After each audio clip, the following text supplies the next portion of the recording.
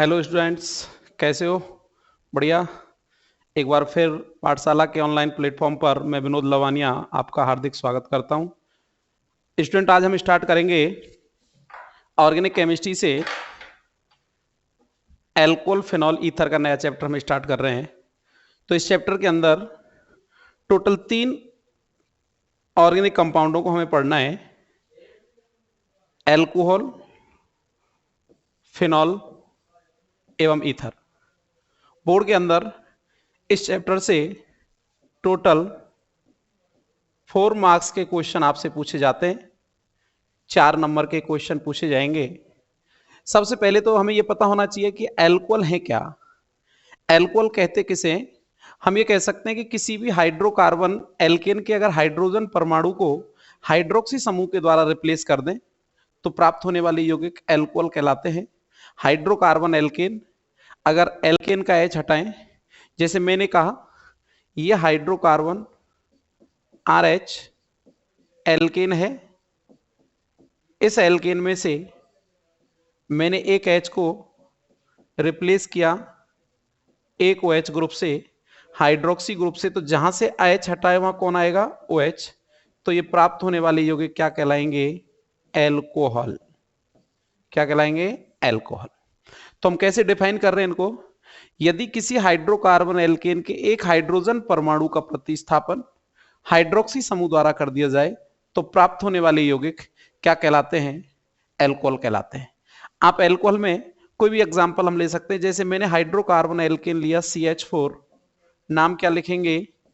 Methane. इस methane में से एक हाइड्रोजन को रिलीज किया और एक OH समूह जोड़ दिया, तो देखना इधर क्या बचने वाला है? CH3। CH3 की वैलेंसी फ्री होगी, कौन आके जुड़ेगा? OH। क्या बनेगा? CH3OH। और बनने वाला जो यौगिक है वो एल्कोहल है, लेकिन कौन सा alcohol? Maithil alcohol. Maithil alcohol. Clear? तो हम ऐसे डिफाइन कर सकते हैं एल्कोहलों को: किसी भी हाइड्रोकार्बन एल्केन में से एक या एक से अधिक हाइड्रोजन परमाणु का प्रतिस्थापन हाइड्रोक्सी यानी OH समूह के द्वारा कर दिया जाए तो प्राप्त होने वाले यौगिक क्या कहलाते हैं? एल्कोहल कहलाते हैं। जो मोनोहाइड्रिक एल्कोहल होंगे, यानी जिनके अंदर नंबर ऑफ OH ग्रुप 1 होगा, उन एल्कोहलों का जर्नल फॉर्मूला या सामान्य सूत्र जो होगा क्या होगा? CnH2n+2O, या हम ऐसे लिख सकते हैं CnH2n+1OH। क्लियर?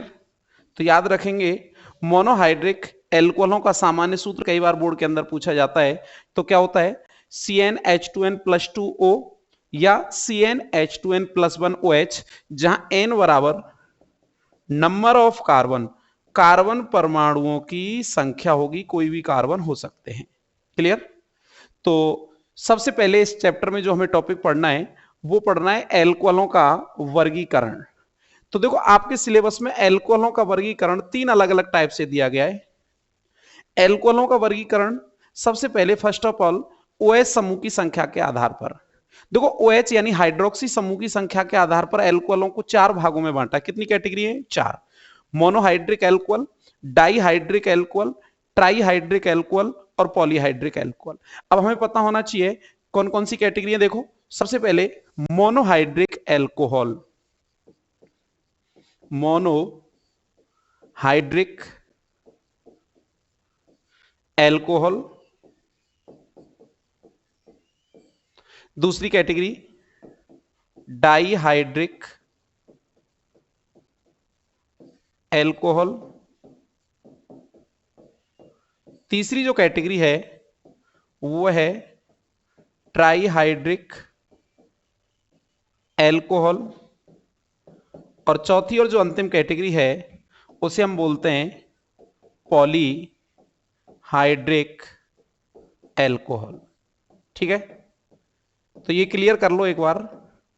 OH समूह की संख्या के आधार पर, किसके आधार पर?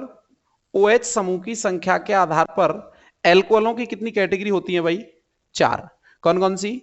मोनोहाइड्रिक एल्कोहल, डाईहाइड्रिक एल्कोहल और trihydric alcohol, then polyhydric alcohol. देखो, हाइड्रिक जो वर्ड है ना, हाइड्रिक जो है ये यूज हुआ है हाइड्रोक्सी समूह के लिए, और हाइड्रोक्सी समूह कौन है? OH। तो OH की जितनी संख्या है उसी के आधार पर हमने उसके लिए शब्द यूज किया है मोनो, यानी जिनके अंदर केवल OH की संख्या क्या होगी? एक। डाई बोले तो जिनके अंदर OH समूह कितने होंगे? दो। डाईहाइड्रिक। ट्राई बोले तो जिनके अंदर OH समूह की संख्या कितनी होंगी? तीन। और पॉलीहाइड्रिक एल्कोहल बोले जिनमें OH समूह की संख्या चार या चार से अधिक, फोर और मोर देन फोर होगी, पॉलीहाइड्रिक एल्कोहल कहलाएगा। तो हम ये कह सकते हैं मोनोहाइड्रिक एल्कोहलों में number of OH group only क्या होगा? वन। जबकि डाईहाइड्रिक एल्कोहलों में OH ग्रुप की संख्या कितनी होगी? दो। और ट्राईहाइड्रिक एल्कोहल में OH ग्रुप कितने होंगे? तीन। और जब नंबर ऑफ OH ग्रुप चार या चार से अधिक हो, चार या चार से अधिक, तो वो क्या कहलाएगा? पॉलीहाइड्रिक एल्कोहल कहलाएगा। बड़ा सिंपल है पहला क्लासिफिकेशन, कुछ नहीं रटना, कोई डेफिनेशन नहीं, केवल एग्जांपल को पकड़ना आना चाहिए। जिसमें ऐसे एल्कोहल जिनमें OH समूह केवल एक होगा वो मोनोहाइड्रिक एल्कोहल होंगे, जिनमें OH समूह की संख्या दो होगी वो डाईहाइड्रिक एल्कोहल होंगे, और जिसमें OH समूह की संख्या तीन होगी वो ट्राईहाइड्रिक एल्कोहल होंगे, और जिनमें OH समूह की संख्या चार या चार से अधिक होगी वो क्या कहलाएंगे? पॉलीहाइड्रिक एल्कोहल कहलाएंगे। क्लियर? देखो हम एग्जांपल्स देखते हैं एक बार। जैसे मैंने कोई एग्जांपल लिखा CH3 CH2OH, आपने देखा इस एग्जांपल के अंदर नंबर ऑफ OH कितना है? Only one. तो ये किस प्रकार का एग्जांपल होगा? ये मोनोहाइड्रिक एल्कोहल होगा। क्या होगा भाई? Monohydric alcohol. फिलहाल नाम हम लिखना चाहें, नामकरण हम पढ़ेंगे तो हमें पता होना चाहिए ये कौन सा ग्रुप है, बोलो। एथिल। और OH के लिए हम क्या लिख सकते हैं? एल्कोहल। तो इसका हम नाम क्या लिख सकते हैं? कॉमन नाम एथिल एल्कोहल। किस टाइप का एग्जांपल है? Monohydric alcohol. कैसे पता लगा? केवल नंबर ऑफ OH ग्रुप हमने काउंट किए। इस एग्जांपल में OH ग्रुप की संख्या कितनी थी? एक। इसलिए क्या कहला रहा है? Monohydric alcohol. अगर मैं कोई एग्जांपल ऐसे लिखता CH2OH CH2OH, क्लियर? बोलो कितने OH दिखाई दे रहे हैं? दो। तो क्या कहलाएगा? दो OH वाले एल्कोहल, डाईहाइड्रिक एल्कोहल। तो ये कैसा एल्कोहल होगा? डाईहाइड्रिक, लेकिन इसका एक कॉमन और फेमस नाम है एथिलीन ग्लाइकॉल। क्या बोलते हैं? Ethylene glycol. बोर्ड कई बार इस एथिलीन ग्लाइकॉल का IUPAC नाम पूछ चुका है, तो कैसे लिखेंगे देखना। ये आपकी मुख्य कार्बन श्रृंखला हो जाएगी। नंबरिंग आप अपनी इच्छा से कर सकते हो, 1 2। दो कार्बन के लिए क्या यूज कर रहे हैं? एथेन। ठीक। अब नंबर ऑफ कार्बन 2 थे, लेकिन OH भी कितने? 2, और वो भी दोनों अलग अलग कार्बन पर, तो दोनों की पोजीशन लिखनी पड़ेगी 1,2। दो के लिए डाई, और अंत में क्या लगाएंगे? ऑल। तो इसका IUPAC नाम क्या होगा? Ethane 1,2 diol. किसका? एथिलीन ग्लाइकॉल का। तो कई बार एग्जाम में आया है, बोर्ड में याद रखना। एथिलीन ग्लाइकॉल को IUPAC सिस्टम में क्या लिखेंगे? Ethane 1,2 diol. और अगर मैं एग्जांपल ऐसे लिख देता, एग्जांपल मैंने यूज किया CH2OH CHOH CH2OH, और इस सब का मैंने क्या किया? होल 4। अब इसमें नंबर ऑफ OH काउंट करने हैं आपको, ठीक है? काउंट करो तो एक बार। 1 2 और 4 क्या हो जाएंगे? 6। क्लियर? एक और चार ये 5 और एक ये 6। तो हमारा एग्जाम्पल तो किसका है? पॉलीहाइड्रिक का, क्योंकि 4 से ज्यादा है, लेकिन इसका कॉमन और फेमस नाम है ग्लिसरॉल। क्या है? ग्लिसरॉल। इस एग्जाम्पल का भी IUPAC नाम पूछता है बोर्ड, तो IUPAC नाम कैसे लिख सकते हैं? बोलो। ग्लिसरॉल का सॉरी, ये गलत लिख दिया ना, ग्लिसरॉल नहीं आएगा, क्योंकि ये तो पॉलीहाइड्रिक एल्कोहल का एग्जाम्पल हो गया। पॉलीहाइड्रिक एल्कोहल का एग्जाम्पल है, तो नाम क्या आएगा देखना। इसका हम कॉमन नाम लिखेंगे, तो इसका कॉमन नाम होता है सॉर्बिटॉल। क्या होता है? सॉर्बिटॉल। क्या नाम है? इधर लिखता हूं मैं, सार्बिटॉल। ऐसे लो। सार्बिटॉल का IUPAC नाम लिखना चाहेंगे तो वही तरीका रहेगा। नंबर ऑफ कार्बन कितने? 6। तो क्या हो जाएगा? 1 2 3 4 5 6।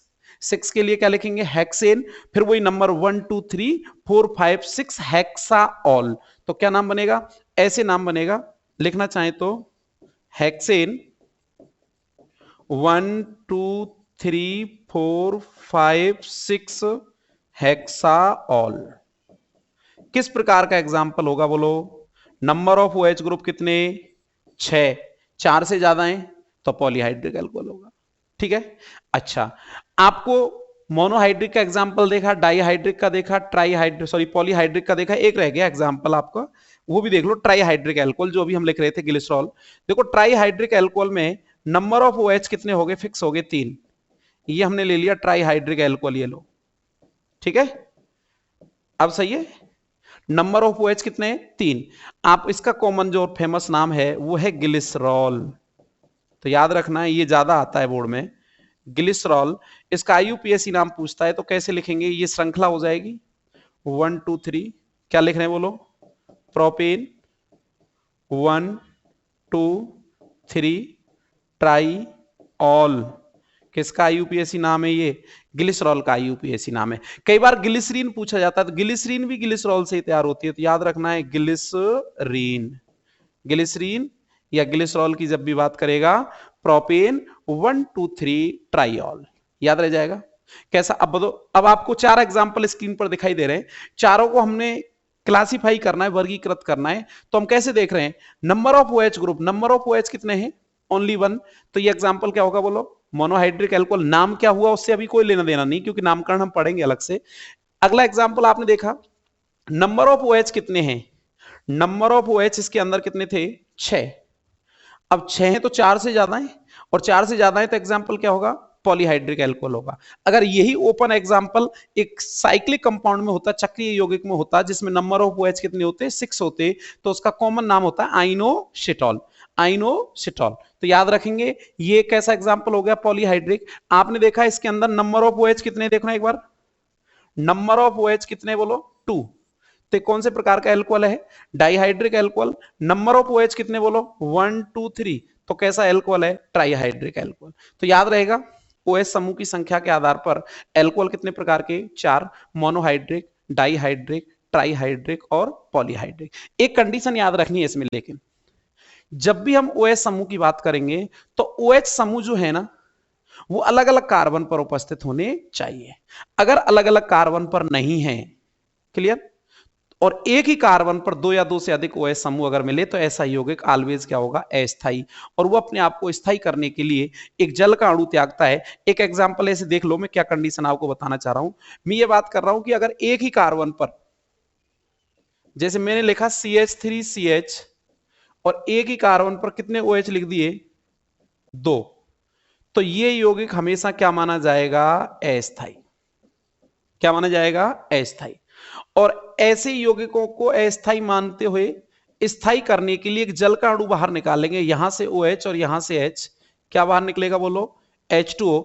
जैसे H2O बाहर निकलेगा, इस C और O के बीच क्या बनेगा, डबल बॉन्ड, और देखना प्रोडक्ट क्या बन जाएगा, CH3CH डबल बॉन्ड O, और ये हमारा कैसा यौगिक माना जाएगा, स्थायी। ये विशेष कंडीशन है, याद रखना, आज के बाद ये कंडीशन याद रहनी चाहिए प्रत्येक स्टूडेंट को। यदि किसी कार्बनिक यौगिक में एक ही कार्बन पर 2 या 2 से अधिक OH हो, तो ऐसे यौगिक हमेशा अस्थायी होंगे और अपने आप को स्थायी करने के लिए जल का अणु त्याग देते हैं। जो यौगिक बनना होता है वो यौगिक कैसा होगा, स्थायी। लेकिन ये बात केवल एक एग्जाम्पल को छोड़कर लागू होगी, और उस एग्जाम्पल का नाम है क्लोरल हाइड्रेट। किसको छोड़कर, क्लोरल हाइड्रेट को छोड़कर। क्लोरल हाइड्रेट जो होता है उसका फॉर्मूला ये होता है CCl3CHOH का होल ट्वाइस। क्या नाम है इसका, क्लोरल या क्लोरेल हाइड्रेट। ये एकमात्र एग्जाम्पल है ऑर्गेनिक केमिस्ट्री का जिसमें एक कार्बन पर कितने, 2 OH समूह होते हैं, लेकिन उसके बाद भी ये कैसा होता है, स्थायी। जबकि हम अभी ऊपर क्या बोल रहे हैं, एक ही कार्बन पर 2 या 2 से अधिक OH हैं, तो उसको कैसा होना चाहिए, अस्थायी। इस एग्जाम्पल को छोड़ दिया जाए, किसको, क्लोरल हाइड्रेट वाले को, तो इस एग्जाम्पल के अलावा कहीं भी ऑर्गेनिक केमिस्ट्री में एक ही कार्बन पर दो या दो से अधिक OH मिलेंगे तो वो यौगिक आप कैसा मानेंगे, अस्थाई, और उसे स्थायी करने के लिए एक जल का अणु बाहर निकालेंगे। क्लोरल हाइड्रेट स्थायी क्यों हो जाता है, देख लो, मैं क्लोरल हाइड्रेट की स्ट्रक्चर बना रहा हूं, CCl3 CH, एक CH पर दो OH जुड़े हुए हैं, ये मैंने जोड़ दिए। याद करो इसके अंदर एक कंडीशन पा रही है, एक हाइड्रोजन परमाणु जब भी अपने से अधिक दो विद्युत ऋणी परमाणुओं के बीच में आ जाए, एक के साथ सहसंयोजक बंध तो दूसरे के साथ स्थिर वैद्युत आकर्षण बल से जुड़ा होता है, जिसको आप क्या नाम देते हैं, हाइड्रोजन बॉन्ड। तो यहां भी क्या हो जाएगी, हाइड्रोजन बॉन्डिंग, और यह हाइड्रोजन बॉन्डिंग क्या होगी, अंतः अणुक हाइड्रोजन बंध। कौन सा बंध बनेगा, अंतः अणुक हाइड्रोजन बंध। और इस अंत्याणुक हाइड्रोजन बंध के कारण ये अपने आप को कैसा कर लेता है, स्थायी। तो याद रखना है, विशेष कंडीशन है इसकी, क्लोरल हाइड्रेट में एक ही कार्बन पर दो OH होते हुए भी ये अपने आप को स्टेबल कर लेता है। उसका कारण इसके अंदर अंत्याणुक हाइड्रोजन बंधन पाया जाता है, जिसके कारण ये कैसा हो जाता है, स्थायी। अगर क्लोरल हाइड्रेट को छोड़ दें, इसकी अगर हम बात ना करें, तो इसके अलावा आज के बाद ऑर्गेनिक रिएक्शन या केमिस्ट्री में कहीं भी एक ही कार्बन पर दो या दो से अधिक OH आएंगे तो क्या निकालेंगे, जल बाहर निकलेगा, और जल बाहर निकल के उसको कैसा कर देंगे, स्थायी, क्योंकि इस कंडीशन को हम हमेशा क्या मान के चलेंगे, अस्थायी मानकर चलेंगे। ठीक है,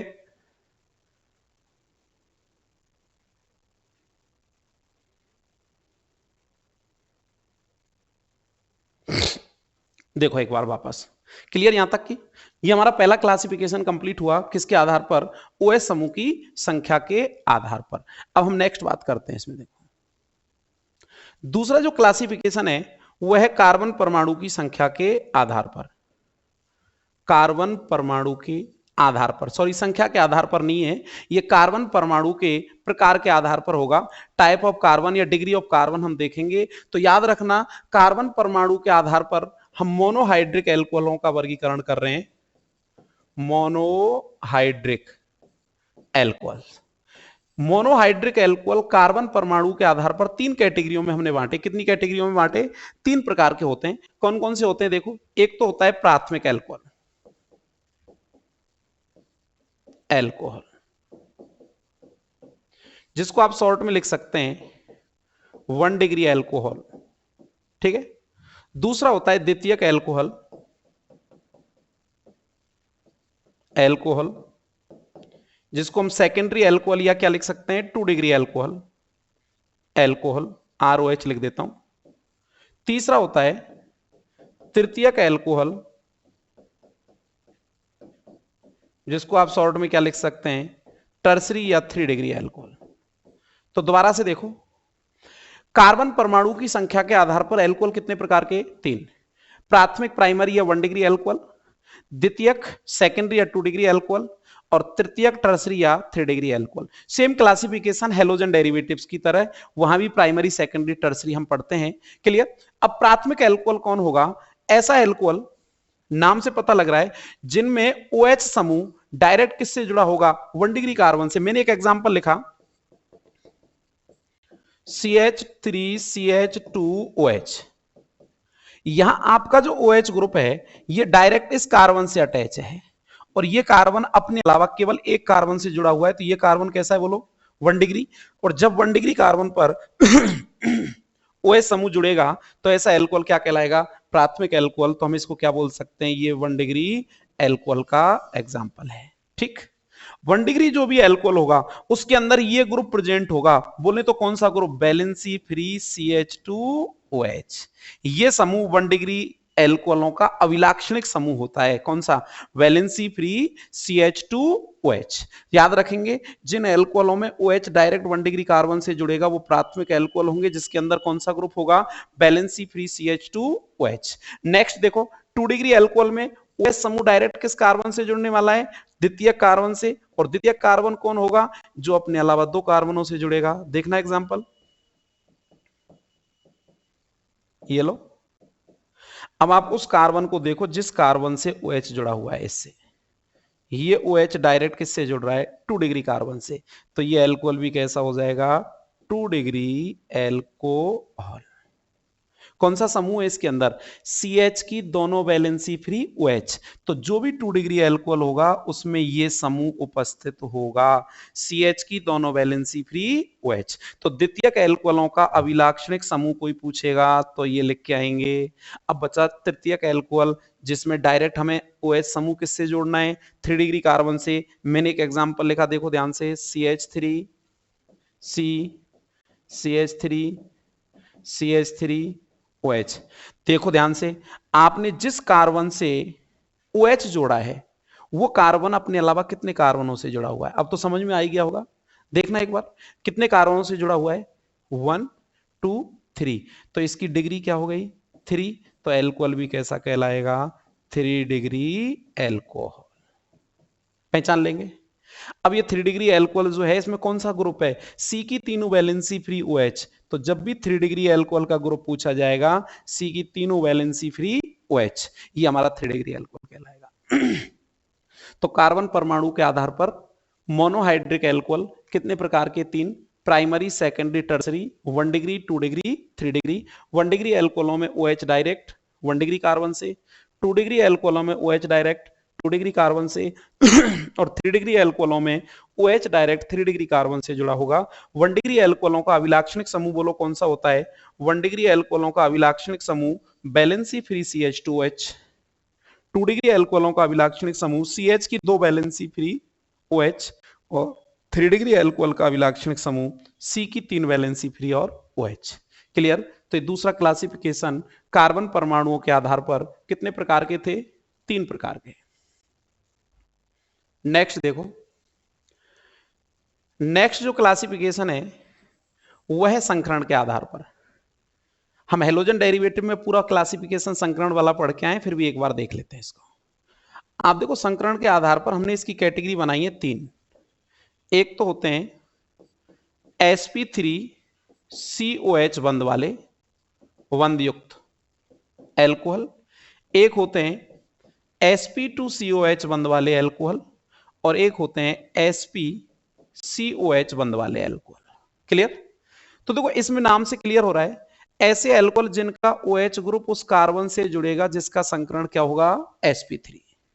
ऐसे एल्कोहल जिनका OH ग्रुप उस कार्बन से जुड़ेगा जिसका संकरण क्या होगा? sp3, क्या कहलाएगा? sp3COH बंध युक्त एल्कोहल कहलाएगा।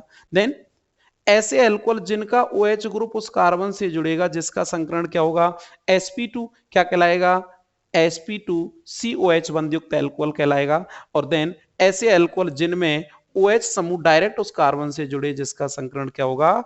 sp, तो वो sp-COH बंध युक्त एल्कोहल कहलाएगा। अब हमारे सिलेबस में इन दोनों का आगे क्लासिफिकेशन भी दे रखा है। देखो sp3 वाले जो हैं ये 2 प्रकार के होते हैं, आप जानते हैं, पढ़ चुके हम लास्ट क्लासों में। एक तो होते हैं एलाइलिक एल्कोहल और एक होते हैं बेंजाइलिक एल्कोहल। क्लियर? दोनों की कंडीशन आपको याद है, देख लो एक बार, याद दिलाएं। बोलो, एलाइलिक एल्कोहल की कंडीशन क्या थी? OH जुड़ता है sp3 पर और sp3 जुड़ता है sp2 पर। क्लियर? ऐसे एल्कोहल जिनमें OH समूह डायरेक्ट sp3 से जुड़ा हो और sp3 सीधा sp2 से जुड़ा हो क्या कहलाएंगे? Allylic alcohol. जैसे मैंने एक एग्जांपल लिखा, CH2 double bond CH single bond CH2OH। Clear? बोलो ध्यान से देखो, जिससे आपने OH जोड़ा है इसका संकरण sp3, क्योंकि चारों ही बॉन्ड कैसे हैं? सिंगल। उससे अगला जो कार्बन है इसका संकरण कौन है? sp2। तो कंडीशन वही आ गई, OH किससे जुड़ा? sp3 से। sp3 किससे जुड़ा? sp2 से। क्या कहलाएगा? Allylic alcohol. अब एलाइलिक में मैंने आपको लास्ट क्लास में भी बता दिया 3 प्रकार का हो सकता है। 1 डिग्री एलाइलिक होते हैं, 2 डिग्री एलाइलिक होते हैं, 3 डिग्री एलाइलिक। तो ये कैसा है? CH2OH, तो ये 1 डिग्री एलाइलिक का उदाहरण हो गया। लो सही लिख दो इसको एक बार,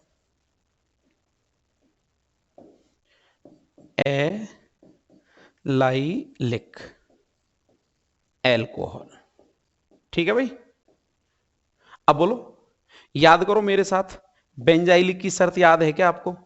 क्या थी बेंजाइलिक की शर्त? ये थी OH जुड़ेगा sp3 पर, sp3 जुड़ेगा बेंजीन वाले से। क्लियर? चेंज थोड़ी होगी कि साहब ये तो हेलोजन व्युत्पन्न में थी, एल्कोहल में नहीं होगी। बिल्कुल बेंजाइलिक जब जब आएगा शर्त यही रहेगी कि OH कहां जुड़ना चाहिए, sp3 पर, sp3 कहां जुड़ना चाहिए, बेंजीन वाले या एरोमेटिक वाले पर। एक एग्जांपल देख लो, ये लिख दिया मैंने, बेंजीन वाले पर CH2OH। अब देखो आपका जो OH जिस कार्बन से जुड़ रहा है ना, इसका संकरण चेक कर लो पहले। सर इसका संकरण तो sp3 है। क्यों है भाई? क्योंकि इसने चारों ही बॉन्ड कैसे बना रखे हैं, सिग्मा। और ये डायरेक्ट किससे जुड़ रहा है, ये डायरेक्ट साहब बेंजीन से जुड़ रहा है। बेंजीन से जुड़ रहा है तो ये एग्जांपल कैसा हो गया, बेंजाइलिक। ठीक है, एल्कोहल पहचान लेंगे कि जो एल्कोहलों में OH समूह sp3 पर जुड़ता हो और sp3 बेंजीन वाले पर जुड़ जाता हो, वो क्या कहलाएगा, बेंजाइलिक। बेंजाइलिक भी मैंने बताया 3 प्रकार के हो सकते हैं, अभी पढ़ के आए पीछे उस आधार पर, 1 डिग्री, 2 डिग्री और 3 डिग्री। तो दोबारा से देखो, ऐसे एल्कोहल जिनका OH उस कार्बन से जुड़े जिसका संकरण sp3 हो, वो sp3COH बंधयुक्त एल्कोहल कहलाएंगे। ये कितनी कैटेगरियों में हमने बांटे, 2 कैटेगरियों में, एक एलाइलिक, दूसरा बेंजाइलिक। एलाइलिक की शर्त याद करो क्या है, एलाइलिक की शर्त यह है कि OH समूह sp3 पर जुड़ेगा, sp3 sp2 पर जुड़ेगा, क्या कहलाएगा, allylic. May be classified 1 degree, 2 degree और 3 डिग्री, यानी एलाइलिक एल्कोहल आगे चलकर भी प्राथमिक, द्वितीयक और तृतीयक एल्कोहल में वर्गीकृत हो सकता है। क्लियर? देन आया दूसरा प्रकार बेंजाइलिक। क्या है शर्त, OH जुड़ेगा sp3 पर, sp3 जुड़ेगा एरोमेटिक या बेंजीन वाले पर, क्या कहलाएगा, बेंजाइलिक। और बेंजाइलिक भी कितने, 3 प्रकार का हो सकता है, 1 डिग्री, 2 डिग्री और 3 डिग्री। अब हमारा बचा क्लासिफिकेशन एक किसका, sp2COH बंधयुक्त एल्कोहलों में क्या कंडीशन है, कंडीशन तो पता लग रही है, OH उस कार्बन से जुड़ना चाहिए जिसका संकरण क्या है, sp2। देखो एक बार इसको, sp2COH बंध युक्त एल्कोहल। ठीक है भाई? अच्छा, sp2COH बंधयुक्त एल्कोहल की शर्त में क्या आ रहा है, कंडीशन देखो ध्यान से। कंडीशन ये कह रही है कि आपका जो OH ग्रुप है ये ऐसे कार्बन से जुड़ना चाहिए जिसका संकरण क्या होगा, sp2। अब ये 2 कैटेगरी के हो सकते हैं, कितने प्रकार के हो सकते हैं, 2। एक तो होते हैं ये वाइनिलिक, वाइनिलिक, ठीक है, एल्कोहल, और एक होते हैं एरिल। ठीक है, अब एरिल तो हम पढ़ चुके, एरिल बोले तो जिसमें डायरेक्ट एरोमेटिक से जुड़ेगा, जो हम आगे चल के फिनॉल के रूप में पढ़ने वाले हैं। ठीक है, अब वाइनिलिक एल्कोहल क्या है, वाइनिलिक एल्कोहल की एक शर्त है कि वाइनिल ग्रुप होता है CH2 double bond CH single bond OH। अब देखो शर्त तो ये पूरी कर रहा है कि OH कहां जुड़ रहा है, sp2 कार्बन पे, लेकिन ये जो ग्रुप है ना, ये वाला ग्रुप, ये ग्रुप किस नाम से जाना जाता है, ये वाइनिल के नाम से। तो हम ये कह सकते हैं जिनमें OH group carbon carbon double bond sp2 carbon से जुड़ा होगा वो वाइनिलिक एल्कोहल कहलाएंगे, क्योंकि इस समूह को हमने क्या नाम दिया है, वाइनिल समूह। तो याद रखना है। इसके अलावा इस टाइप के जो एल्कोहल है वो सामान्यतः अस्थायी भी होते हैं, ये भी याद रखना है। क्यों? क्योंकि इनके अंदर क्या पाया जाता है, अनुनाद। कैसे पाया जाता है अनुनाद, देखो ये ऐसे शिफ्ट हो सकते हैं कि ये इलेक्ट्रॉन यहां नेगेटिव चार्ज दें, ये नेगेटिव होगा तो ये H पॉजिटिव के रूप में यहां के जुड़ जाए, और ये इलेक्ट्रॉन यहां क्या आगे बना ले, डबल बॉन्ड। तो देखो ये किस में कन्वर्ट होगा, यहां क्या बनेगा, CH2 नेगेटिव पर जैसे H आएगा तो ये ग्रुप तो हो जाएगा CH3। ये बॉन्ड कैसा बचेगा बोलो, सिंगल। इस पर क्या बचा हुआ है, CH, और CH और O के बीच में क्या बनने वाला है, डबल बॉन्ड, और ये हमारा स्थायी यौगिक कन्वर्ट हो गया एथेनेल में। दोबारा से देख लो, देखो ये पाई बंद के इलेक्ट्रॉन CH2 नेगेटिव, तो नेगेटिव पर H पॉजिटिव आया, क्लियर। और जैसे ये H पॉजिटिव आया तो ये CH3 bond single, CH double bond O। Vinylic alcohol सामान्यतः अस्थायी होते हैं। अगर ऐसा कोई प्रश्न आए तो रीजन क्या देना है, क्यों, आप बता सकते हैं। वाइनिल एल्कोहल सामान्यतः अस्थायी होते हैं क्योंकि अनुनाद के द्वारा एल्डिहाइड या कीटोन में स्थायी यौगिकों में कन्वर्ट हो जाते हैं। अच्छा, कुछ ग्रुप होते हैं जिनमें बच्चों को कुछ कंफ्यूजन रहता है, एक बार उनको और देख लो आप यहां। देखो ये जो ग्रुप है ना, बेंजीन वलेपर CH2 वैलेंसी फ्री, ये इस ग्रुप का नाम बेंजाइलिक है, याद रखना, बेंजाइलिक। और अगर यही ग्रुप ऐसे होता बेंजीन वलेपर CH और 2 वैलेंसी फ्री, अब इसका नाम होता बेंजल। बड़े काम की चीजें ये। और अगर यही एग्जाम्पल ऐसे होता बेंजीन वलेपर C तीनों वैलेंसी फ्री, इसका नाम होता है बेंजो। क्लियर। और अगर यही एग्जाम्पल ऐसे आ जाए कि बेंजीन की डायरेक्ट वैलेंसी फ्री, तो ये होता है फेनिल। कई बार कुछ बच्चों को ये दिक्कत रहती है कि सर कहीं तो बेंजिल लिख देते हैं, कहीं फेनिल लिख देते हैं, कहीं बेंजल लिख देते हैं, कहीं बेंजो, हमें ये पता होना चाहिए। तो देखो ये मैं इसको ऐसे सेपरेट कर रहा हूं, ऐसे देखो एक बार, ये लो, ध्यान दें, भूल ना जाए भाई। क्लियर। कितने ग्रुप लिखे मैंने? 4। रिंग पर CH2 बैलेंसी फ्री बेंजाइलिक या बेंजिल, ठीक। रिंग पर CH 2 valency free benzyl, ring पर C 3 वैलेंसी फ्री बेंजो, और रिंग की डायरेक्ट वैलेंसी फ्री फेनिल। तो याद रखना इस बेंजाइलिक की जगह इसका एक वर्ड ये यूज करते हैं हम, बेंजिल। तो बेंजिल और बेंजाइलिक एक ही है, बेंजल अलग है, बेंजो अलग है, और फेनिल अलग है। तो ये हमारा संकरण के आधार पर एल्कोहलों का क्लासिफिकेशन था। नेक्स्ट टॉपिक देखो इस चैप्टर के अंदर जो है वो है एल्कोहलों का नोमेनक्लेचर। नोमेनक्लेचर ऑफ एल्कोहल, हम किसी भी एल्कोहल का नामकरण 3 पद्धतियों से करते हैं। कितनी पद्धतियों से? 3। एक होती है रूढ़ या सामान्य पद्धति, एक होती है व्युत्पन्न या कार्बिनोल पद्धति, और एक होती है आपकी IUPAC पद्धति। देखो सबसे पहले जो है नामकरण की अगर हम चर्चा करें, एल्कोहल का नामकरण 3 पद्धतियों द्वारा किया जाता है, जिसमें सबसे पहली जो पद्धति है उसका नाम है सामान्य पद्धति या रूढ़ पद्धति, ठीक। सामान्य पद्धति में नामकरण कैसे करेंगे? मोनोहाइड्रिक संतृप्त जो एल्कोहल होंगे उसके लिए हम ये बोल सकते हैं कि उन्हें सामान्य पद्धति में एल्किल एल्कोहल लिखा जाता है। क्या लिखते हैं बोलो? एल्किल एल्कोहल, यानी हाइड्रोकार्बन मूलक का नाम लिखो और अंत में क्या लगा दो? एल्कोहल लगा दो। बड़ा सिंपल। अब हाइड्रोकार्बन मूलक आप पढ़ चुके हैं लास्ट क्लासों के अंदर, जैसे मैंने एग्जांपल लिखा CH3OH, बोलो कौन सा मूलक है? मेथिल। तो लास्ट में क्या लिखेंगे? एल्कोहल। हमें केवल किसका नाम पता होना चाहिए? एल्किल ग्रुप का नाम पता होना चाहिए, ठीक। मैंने एक एग्जांपल और लिखा लो, CH3CH2OH, बोलो ये यहां तक का भाग क्या है? एथिल। तो अंत में क्या लगा देंगे? एल्कोहल। क्लियर। यानी आपको कुछ नहीं करना, आपको तो केवल हाइड्रोकार्बन मूलक का नाम पता हो, एल्किल ग्रुप का नाम पता हो, मेथिल, एथिल, प्रोपिल जो भी है, उसके लास्ट में तो आपको क्या लगाना है? एल्कोहल। जैसे आपको एक एग्जांपल ऐसे मिला CH3CH CH3OH, बोलो मूलक के अंदर टोटल नंबर ऑफ कार्बन कितने? 1 2 3, तो 3 के लिए हम प्रोपिल यूज करेंगे।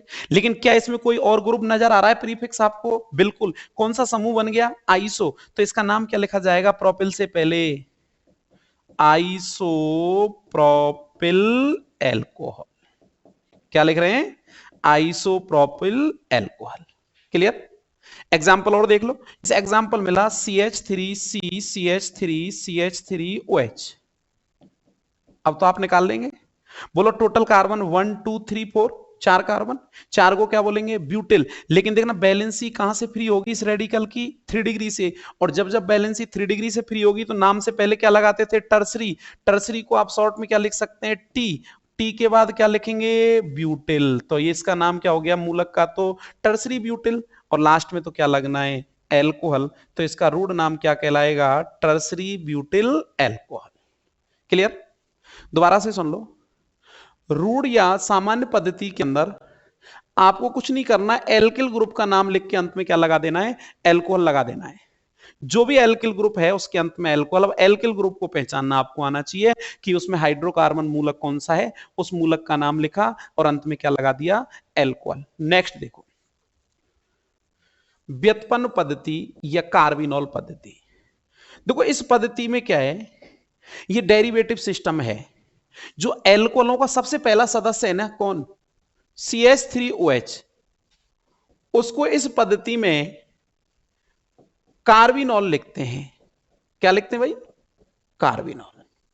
और ये मानते हैं कि अन्य जितने भी एल्कोहल बनेंगे वो सब किसके व्युत्पन्न होंगे? इस कार्बिनॉल के। यानी ये फैमिली, जो एल्कोहल फैमिली है, ये किसकी व्युत्पन्न है? कार्बिनॉल की। ये व्युत्पन्न पद्धति ऐसे समझो जैसे सरनेम पद्धति में मेरा नाम विनोद लवानिया लिखता हूं, अगर मेरे फैमिली के किसी भी मेंबर का नाम अगर नैतिक है तो आप उसके पीछे क्या लगा सकते हैं? लवानिया। क्यों? क्योंकि मैं किस फैमिली से बिलोंग करता हूं ये बता रहा है। तो ये एल्कोहल इस समय ये बताएगा इस सिस्टम के अंदर कि कार्बिनॉल किस फैमिली से बिलोंग करता है। कार्बिनॉल जो है वो एल्कोहल का पहला सदस्य कौन? CH3OH। और CH3OH को आपने क्या लिखा? कार्बिनॉल। अब जितने भी अन्य सदस्य होंगे वो सब किसके व्युत्पन्न माने जाएंगे? कार्बिनॉल के। यानी सबके सरनेम के रूप में क्या आने वाला है? कार्बिनॉल। कैसे समझो कि आपको ये एग्जांपल मिला CH3CH2OH। अब पहले तो इसमें ये देखो कार्बिनॉल होता कौन है? OH से जुड़ने वाला डायरेक्ट एक कार्बन कार्बिनॉल होता है। ठीक है, तो OH से डायरेक्ट जुड़ने वाला एक कार्बन कार्बिनॉल, तो ये यहां तक का भाग तो कार्बिनॉल ही हुआ ना। ठीक, अब इससे जुड़ने वाला कौन सा ग्रुप है? मैथिल। तो इसका व्युत्पन्न नाम क्या लिखेंगे? केवल बच्चे को मैथिल पता होना चाहिए, सरनेम तो फिक्स हो गया। क्या लिखा जाएगा? कार्बिनॉल। तो इसका नाम क्या हो गया? मैथिल कार्बिनॉल। क्लियर? लेकिन ध्यान रखना, आपको कार्बिनॉल को सेपरेट करना आना चाहिए कि कार्बिनॉल कहां तक का पार्ट है, उसके अलावा शेष पार्ट को एल्किल लिखकर अंत में क्या लगाना है? कार्बिनॉल। दूसरे एग्जांपल से समझो, मैंने ये लिखा CH3CH2CH2OH। बोलो इसमें कार्बिनॉल वाला पार्ट कहां है? OH से जुड़ने वाला एक कार्बन कार्बिनॉल है ये, तो ये तो कार्बिनॉल ही लिखा जाना है। इससे कौन जुड़ा? दो कार्बन का एल्किल, और दो कार्बन के एल्किल को क्या लिखते हैं आप? एथिल। तो इसका कंप्लीट व्युत्पन्न नाम क्या लिखा जाएगा? एथिल के अंत में कार्बिनॉल। क्लियर? एक एग्जांपल और देखो। एग्जांपल मिला CH3 CH CH3OH, और वो आपसे कहे कि इसका व्युत्पन्न नाम देना है। सबसे पहले तो इसमें कार्बिनॉल को पहचानो, कार्बिनॉल कहां है? देखो कार्बिनॉल कौन होता है? OH से जुड़ने वाला डायरेक्ट एक कार्बन कार्बिनॉल है। ठीक है, अब इससे कितने ग्रुप जुड़ रहे हैं भाई? दो। दो के लिए डाई। ग्रुप का नाम बोलो मैथिल। तो इसका व्युत्पन्न नाम क्या लिखा जाएगा? Di methyl carbinol. कुछ नहीं है, कार्बिनॉल को सेपरेट करो, आराम से नाम लिख देंगे। एक एग्जांपल जो बोर्ड को बहुत ज्यादा पसंद है और बोर्ड बहुत बार उसको अक्सर पूछता है, देखो ये एग्जांपल स्क्रीन पर ये लो। CH3CH3CH3OH बहुत इंपॉर्टेंट है, फिर कहें कि बताया नहीं सर। बोलो कार्बिनॉल को सेपरेट कर लो फटाफट, जो समझ में आ गया जिनको, करो निकालो जल्दी, फिर देख लेना। ठीक है, जिनको समझ में नहीं आया वो देख लो मेरे साथ, और जिनको आ गया वो खुद निकालें। OH से डायरेक्ट जुड़ने वाला कार्बन कार्बिनॉल। ठीक, कितने ग्रुप जुड़ रहे हैं? 1 2 3, तीनों समान है। 3 के लिए ट्राई, ग्रुप का नाम मैथिल, और लास्ट में तो ये व्युत्पन्न किसके हैं? सब कार्बिनॉल के। तो लास्ट में तो क्या लिखना पड़ेगा? कार्बिनॉल। तो बोलो नाम क्या हो जाएगा इस एग्जांपल का? Try Maithil carbinol. कुछ नहीं है, एल्कोहल का पहला सदस्य CH3OH क्या कहलाएगा? कार्बिनॉल। अन्य जितने भी एल्कोहल होंगे वो सब कार्बिनॉल के एल्किल व्युत्पन्न माने जाएंगे। सभी के अंत में क्या लगाना पड़ेगा आपको? कार्बिनॉल। कौन सी पद्धति कहलाएगी? व्युत्पन्न या कार्बिनॉल सिस्टम। तीसरी पद्धति देखो, IUPAC पद्धति। देखो IUPAC में कॉमन बोले तो इसको हम एल्केनॉल लिखते हैं। इनको क्या लिखते हैं? एल्केनॉल।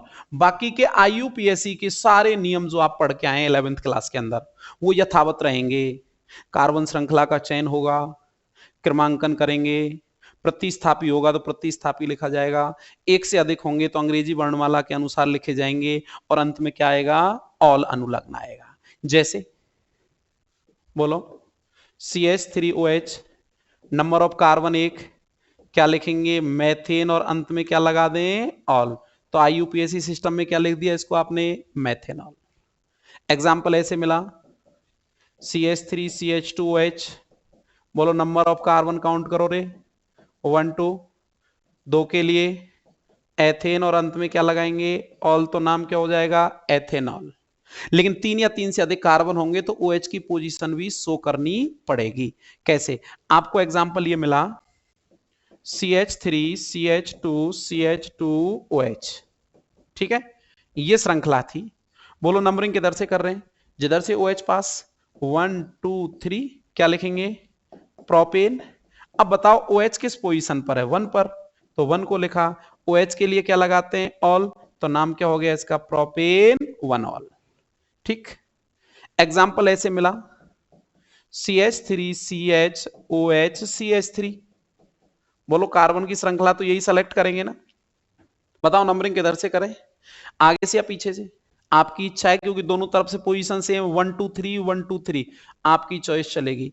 3 के लिए प्रोपेन, पोजीशन 2 पर OH, तो 2 पर कौन आ गया, ऑल, और इसका करेक्ट IUPAC नाम क्या हो गया, प्रोपेन 2 ऑल। अब ऐसा नहीं है कि सभी बॉन्ड आपको सिंगल मिलेंगे, डबल बॉन्ड है तो डबल बॉन्ड की पोजीशन शो करके इन लगा देंगे, ट्रिपल बॉन्ड है तो ट्रिपल बॉन्ड की पोजीशन शो करके इन लगा देंगे, अगर कोई प्रतिस्थापी है तो प्रतिस्थापी की पोजीशन लिख के नाम लिखेंगे और बाकी के नियम यथावत रखेंगे।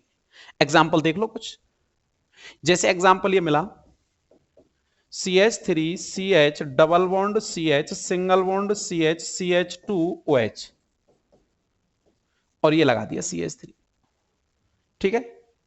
तो सबसे पहले श्रृंखला देखो, 1 2 3 4 5, 5 कार्बन की श्रृंखला सेलेक्ट हो गई, ठीक भाई। कैसे लिखेंगे, 1 2 3 4 5, बोलो 2 पर कौन है, मैथिल, 2 मैथिल, और कोई प्रतिस्थापी है क्या, नहीं। टोटल नंबर ऑफ कार्बन कितने, 5, तो पेंट। डबल बॉन्ड कहां है, 3 पर, तो क्या लिखेंगे, 3 इन। OH कहां है, 1 पर, तो लास्ट में 1 ऑल। तो इसका करेक्ट IUPAC नाम क्या कहलाएगा, 2 मैथिल पेंट 3 इन 1 ऑल, 2 मैथिल पेंट 3 इन 1 ऑल।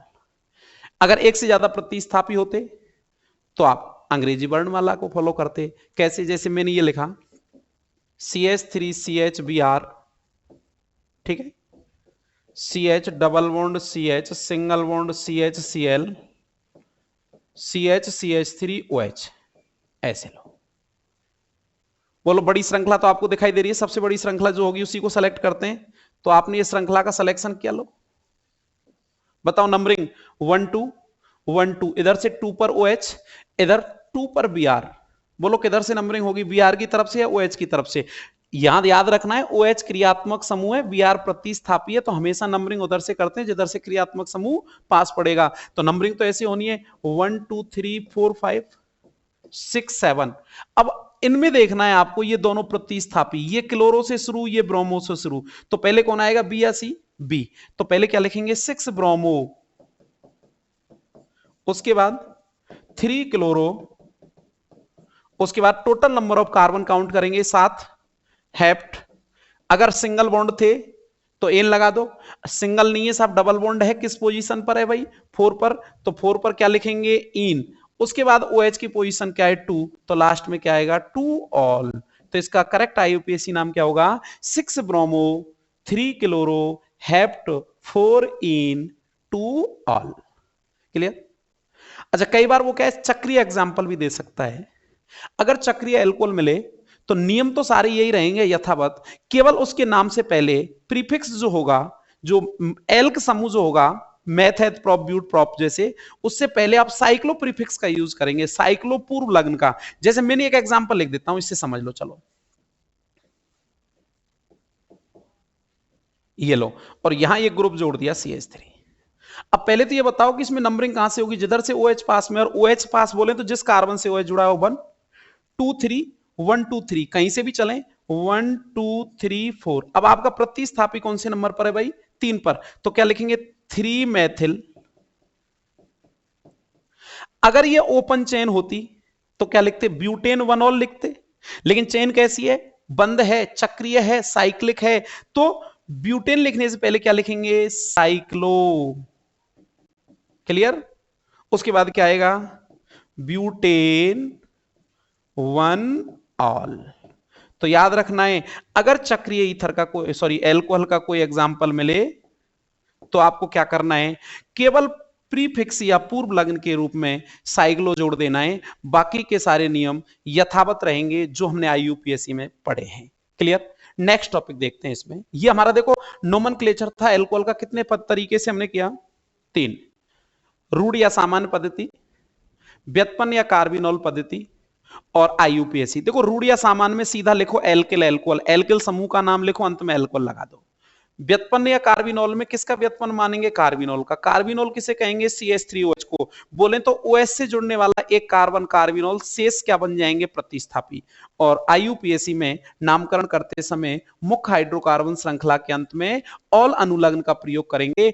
अगर कोई प्रतिस्थापी होगा तो उसे क्रमांक सहित पहले लिखा जाएगा। नेक्स्ट टॉपिक है इसमें समावयवता। देखो एल्कोहलों में जो समावयवता है वो 4 प्रकार की है। समावयवता का आपको अर्थ पता है। समावयवता जो है ऐसे कार्बनिक यौगिक 2 या 2 से अधिक जिनके अणुसूत्र समान होते हैं लेकिन संरचना सूत्र कैसे होते हैं, भिन्न भिन्न, क्या कहलाते हैं, संरचनात्मक दृष्टि से वो भिन्न होगा, समावय भी कहलाएगा, और इस घटना का नाम क्या होगा, समावयवता। अब आपके सिलेबस में एल्कोहलों में जो पहली समावयवता है वो श्रृंखला समावयवता, जिसको हम चेन आइसोमेरिज्म या CI भी बोलते हैं। आप जानते हैं श्रृंखला समावयवता में क्या करना है, अणु सूत्र समान रखना है, कार्बन परमाणु की श्रृंखला बदलनी है। क्लियर। अणु सूत्र समान होना चाहिए, कार्बन परमाणु की मुख्य कार्बन जो श्रृंखला थी उस एग्जांपल में वो क्या हो जानी चाहिए, चेंज। लेकिन श्रृंखला समावयवी बनाते समय कभी भी आपको क्रियात्मक समूह OH की स्थिति में परिवर्तन नहीं करना है। आपको एग्जांपल देगा वो, जैसे उसने ये कहा आपसे C4H10O के श्रृंखला समावयवी बनाओ, तो इनको बनाने का एक सीधा सा तरीका मैं आपको बता रहा हूं कि आप क्या करें, जितना आपको कार्बन उस फॉर्मूले में मिले सबसे पहले उतने कार्बन का एल्कोहल बना लो। CH3 CH2 CH2 CH2OH। पहले तो ये देखो अणु सूत्र तो चेंज नहीं हुआ, काउंट कर लो भाई, 1 2 3 4, कार्बन तो 4 कंप्लीट है, हाइड्रोजन 3 2 5 2 7 2 9 और 1 10, हाइड्रोजन 10 भी कंप्लीट है, और एक ऑक्सीजन। नाम क्या लिखेंगे बोलो, ब्यूटेन 1 ऑल। अब आपको क्या करना है, इसी फॉर्मूले का दूसरा एग्जाम्पल बनाना है जिसकी OH की स्थिति तो बन रहे लेकिन श्रृंखला ब्यूटेन नहीं रहे। बोले तो कितने कार्बन की नहीं होनी चाहिए, 4 की नहीं होनी चाहिए। 5 की बना नहीं सकते क्योंकि फॉर्मूले में कार्बन 4 है, तो कितने की बनाएंगे, 3 की। आपने 3 कार्बन की एक श्रृंखला बना दी लो और ये OH लगा दिया। अगर आपने चौथा कार्बन यहां नीचे जोड़ दिया तो वापस श्रृंखला 4 की, इधर नीचे जोड़ दिया तो वापस श्रृंखला 4 की, तो केवल बीच वाली पोजीशन पर ये कार्बन। अब हाइड्रोजन लगाओ, 3 3 6 1 7 2 9 और 1 10। आईयूपीएससी नाम लिखो, 1 2 3, बोलो क्या नाम बनेगा, 2 मैथिल प्रोपेन 1 ऑल। देखो ऊपर श्रृंखला ब्यूटेन थी, यहां क्या आ गई, प्रोपेन। कितने कार्बन की, 3। तो दोनों एग्जाम्पलों के अणु सूत्र समान हैं, केवल कार्बन परमाणु की श्रृंखला क्या कर दी, भिन्न। क्या कहलाएंगे, श्रृंखला समावयवी, और ये घटना श्रृंखला समावयवता। तो ये आपस में एक दूसरे के क्या कहलाएंगे, श्रृंखला समावयवी, जिसको हम चेन आइसोमेर या CI बोल सकते हैं। क्लियर। क्या करना है, अणु सूत्र समान रखना है, कार्बन परमाणु की श्रृंखला क्या हो जानी चाहिए, चेंज हो जानी चाहिए, और जब जब हम श्रृंखला समावयवी बनाएं OH परमाणु की स्थिति में परिवर्तन नहीं होना चाहिए। क्लियर। तो आप श्रृंखला समावयवता बना सकते हैं। देन जो सेकंड प्रकार आएगा वह स्थिति समावयवता। नाम से पता लग रहा है, पोजीशन आइसोमेरिज्म। अणु सूत्र समान होगा, अब श्रृंखला भी समान होगी, अब केवल OH की स्थिति भिन्न करनी है। OH की बात क्यों कर रहे हैं, क्योंकि हम एल्कोहल पढ़ रहे हैं, तो किसकी पोजीशन चेंज करनी है, बोलो OH की। आप याद रखेंगे श्रृंखला समावयवता जो हमने पीछे पढ़ी उसको प्रदर्शित करने के लिए एल्कोहल में कम से कम 4 कार्बन होने चाहिए। 4 से कम कार्बन वाले एल्कोहलों में कभी भी श्रृंखला समावयवता नहीं होती, जबकि स्थिति समावयवता के लिए कम से कम 3 कार्बन परमाणु उपस्थित होने चाहिए। आप एक एग्जाम्पल देख लो, 3 कार्बन का लेते हैं, चलो C3H8O, और वो आपसे कहेगा इसकी स्थिति समावयवी बनाओ। तो स्थिति समावयवी बनाना बड़ा सिंपल है, आपको जितने कार्बन दिए पहले उतने कार्बन की एक श्रृंखला बना लें। तो आपने पहला एग्जाम्पल कितने कार्बन की श्रृंखला बनाई, CH3 CH2 CH2OH, 3 कार्बन की श्रृंखला। नाम लिखते हैं और अणु सूत्र चेक करते हैं। 1 2 3 कार्बन तो पूरे हो गए, हाइड्रोजन 3 और 2 5 और 2 7 और 1 8, हाइड्रोजन भी पूरे हैं साहब, एक ऑक्सीजन भी कंप्लीट है। नाम क्या लिखा जाएगा बोलो, प्रोपेन 1 ऑल। कितने कार्बन की श्रृंखला है, 3 की, तो श्रृंखला तो अगली भी कितने की बनेगी, 3 की, लेकिन ऑल कहां नहीं आना चाहिए, 1 पर नहीं आना चाहिए बस। तो वापस से श्रृंखला 3 की बना लो, CH3 CH3, अब 1 से उठा के ऑल कहां लगा दिया, 2 पर। काउंट करो, कार्बन चेंज तो नहीं हो गए, हाइड्रोजन चेंज तो नहीं हो गए, देखना 1 2 3, कार्बन तो 3 पूरे, हाइड्रोजन देखो 3 और 1 4 और 1 5 और 3 8, हाइड्रोजन भी पूरे हैं। नाम लिखते तो क्या लिखा जाएगा, प्रोपेन 2 ऑल। श्रृंखला तो अभी भी कितने की है, 3 की, ऊपर भी कितने की थी, 3 की, लेकिन स्थिति क्या हुई कि यहां स्थिति 1 पर ऑल है और यहां स्थिति 2 पर ऑल है। क्लियर, यहां 1 पर ऑल है और यहां 2 पर ऑल है, याद रह गया। तो अब क्या आपके मन में यह विचार तो नहीं आ रहा कि 2 से उठा के ऑल को 3 पर ले आए, नहीं, ऐसा नहीं होगा, क्योंकि OH को जैसे ही इस पोजीशन पर लाएंगे OH 3 की जगह वापस कहां आएगा, 1 पर, और पुनः क्या बनेगा, प्रोपेन 1 ऑल बनेगा। और ये आपस में अब एक दूसरे के स्थिति समावयवी कहलाएंगे, जिनको हम पोजीशन आइसोमर भी कहते हैं, शॉर्ट में PI। क्लियर, नेक्स्ट देखो, क्रियात्मक समावयवता। क्रियात्मक समावयवता निश्चित होती है कि कौन सा कार्बनिक यौगिक किसके साथ करना है। क्लियर, याद रखेंगे कि क्रियात्मक समावयवता में एल्कोहल जो है वो ईथर के साथ क्रियात्मक समावयवता प्रदर्शित करता है, ईथर के साथ क्रियात्मक समावयवता प्रदर्शित करेगा। तो याद रखना है, एल्कोहल जो होगा वो किसके साथ, ईथर के साथ। ये एल्कोहल और ये ईथर, ये आपस में एक दूसरे के क्रियात्मक समावयवी होते हैं। क्यों क्यों होते हैं, क्योंकि एल्कोहल और ईथर दोनों का सामान्य सूत्र क्या होता है, समान। बोले तो कौन सा, CnH2n+2O या CnH2n+1OH। यहां याद रखना, क्रियात्मक समावयवता को प्रदर्शित करने के लिए मिनिमम हमें कितने कार्बन चाहिए, 3 कार्बन, सॉरी 2 कार्बन। जैसे मैंने एग्जांपल लिखा C2H6O, ठीक है। जो एग्जांपल आपको मिले उस एग्जांपल में सबसे पहले तो आपको क्या बनाना है, एल्कोहल। आप 2 कार्बन का एक एल्कोहल बनाओ, CH3CH2OH, क्या नाम लिखेंगे, एथेनॉल। कार्बन देखना 2 पूरे, हाइड्रोजन 3 और 2 5 और 1 6, हाइड्रोजन 6 पूरे और 1 ऑक्सीजन।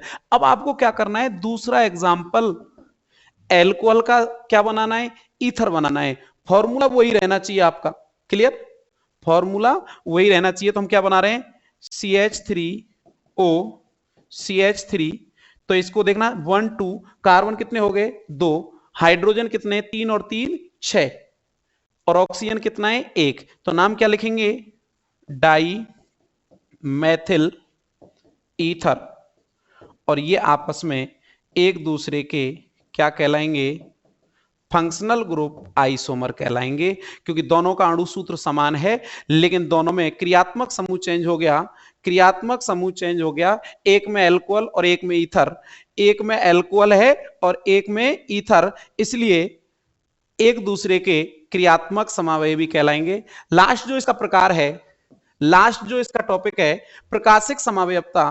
प्रकाशिक समावयवता प्रदर्शित करने के लिए, प्रकाशिक समावयवता प्रदर्शित करने के लिए एल्कोहल में क्रियल कार्बन परमाणु का होना जरूरी है। तो याद रखना, ऐसे एल्कोहल जिनके अणु सूत्र समान हो, जिनके अणु सूत्र समान, संरचना सूत्र भी समान, लेकिन क्रियल कार्बन परमाणु रखते हो, तो क्रियल कार्बन रखने वाले एल्कोहल एक दूसरे के दर्पण प्रतिबिंब तो होंगे, लेकिन एक दूसरे पर पूर्ण रूप से अध्यारोपित नहीं होंगे। एक क्या समावयवता प्रदर्शित करेंगे, प्रकाशिक और इसको हम लास्ट टॉपिक अगले क्लास में देखेंगे। आज के लिए इतना ही। बहुत बहुत धन्यवाद। जय हिंद, जय भारत।